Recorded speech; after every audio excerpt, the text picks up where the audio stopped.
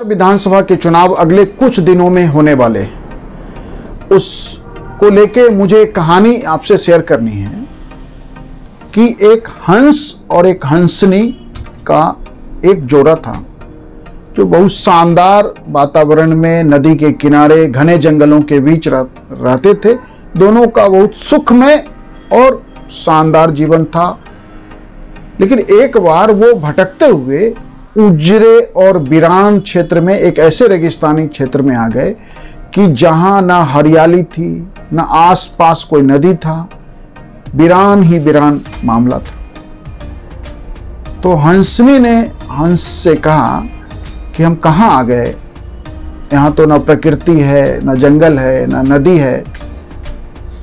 हंस ने कहा कोई बात नहीं है, ऐसा है कि आज रात बिता लेते हैं और कल हम फिर लौट के अपने घर को लौटेंगे जहां हम जिस सुंदर प्रकृति के बीच रह रहे हैं। हंसनी मान गई और दोनों एक वृक्ष के नीचे रुक गए। उस वृक्ष के ऊपर एक उल्लू रहता था। अब वो उल्लू रात में आवाज कर रहा था। हंसनी को गुस्सा आया, उसने कुछ बुदबुदाए, कुछ कहे जो उल्लू ने भी सुना। और हंस ने कहा कोई बात नहीं है हंसनी, रात ही तो गुजारनी है, रात गुजार लेते हैं, फिर चलेंगे अपने घर को, लौट चलेंगे, अपने उस सुंदर प्रकृति के बीच लौट जाएंगे। किसी तरह उन दोनों ने रात गुजारी। सुबह जैसे हुआ उल्लू नीचे आया, हंस ने भी नमस्कार किया, उल्लू ने भी नमस्कार किया और हंस और हंसनी चल दिए। तो उल्लू ने कहा भैया हंस रुको, कहां जा रहे हो? बोला जी अपने घर को लौट के जा रहे हैं। बोला ठीक है, जाना है तो जाओ, मेरी पत्नी को क्यों लेके जा रहे हो? उल्लू ने कहा मेरी पत्नी क्यों लेके जा रहे हो? हंस ने कहा भैया ये मेरी पत्नी है। अब दोनों में खूब गुत्थम गुत्था और खूब झगड़ा हो गया। मामला बहुत फैल गया, रहता फैल गया। आसपास के बहुत सारे गांव के पंच बुला लिए गए। पंचों की सभा बैठी।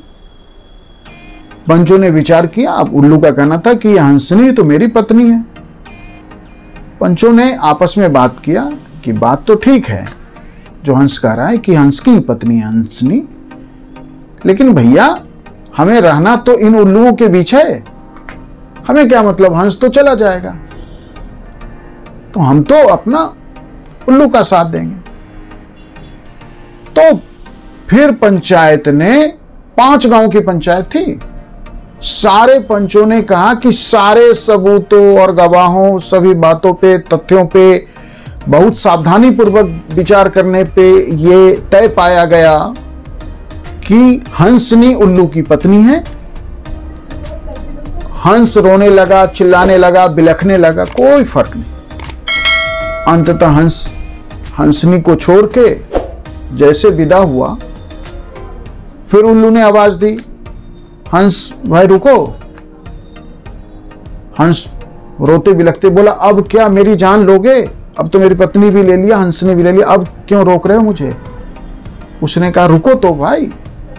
उसने कहा उल्लू ने कि भैया ये पत्नी तुम्हारी है, तुम्हारी थी, तुम्हारी है और तुम्हारी रहेगी, ये हंसनी को लो। और उसने कहा कि रात जो तुम मेरे बारे में कर रहे थे कि उल्लू बहुत जोर जोर से आवाज कर रहा है, इसीलिए यह इलाका उजरा है, वीरान है, रेगिस्तान है। यह इलाका उजरा, वीरान और रेगिस्तान इसलिए नहीं है कि यहाँ उल्लू रहते हैं।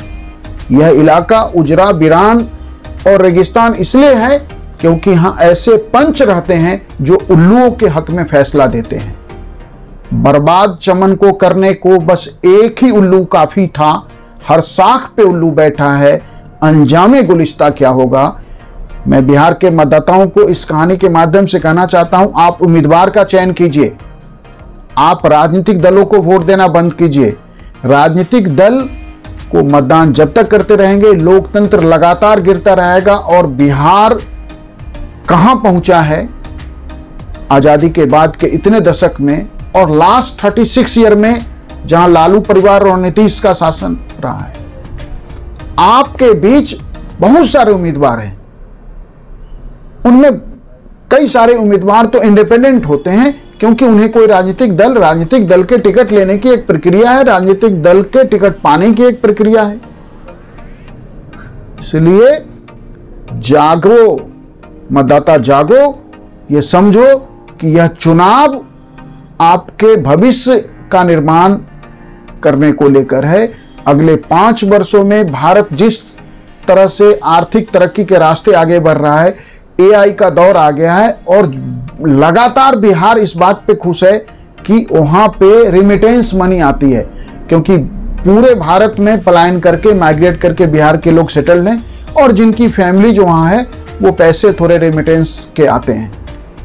लेकिन बिहार में इंडस्ट्रियल डेवलपमेंट के नाम पे, मतलब कि जो ह्यूमन इंडेक्स हैं, डेवलपमेंट के जितने इंडेक्स हैं, हर पैरामीटर्स पे बिहार भारत के सबसे निचले राज्यों में रहता है। और क्यों है? किसी राजनीतिक दल के नेतृत्व के पास लोकतंत्र में 5 वर्ष काफी होते हैं अपनी योजनाओं को लागू करने के लिए। आपने इन लोगों को, उन सारे उम्मीदवारों को आपने कई बार चुनाव जिताया है। इसलिए इस बार जो है आप सोचिए, बदलिए, फैसला कीजिए और एक नए बिहार के निर्माण में, मैं ये नहीं कह रहा कि किसी खास दल को आप वोट दे दीजिए, सिर्फ आप उम्मीदवार का चयन कीजिए। हर मतदाता मत करते समय यह देखे कि उम्मीदवार कौन है, उसका मत लोकतंत्र के लिए होना चाहिए। नए बिहार का निर्माण तभी संभव है। Thank you.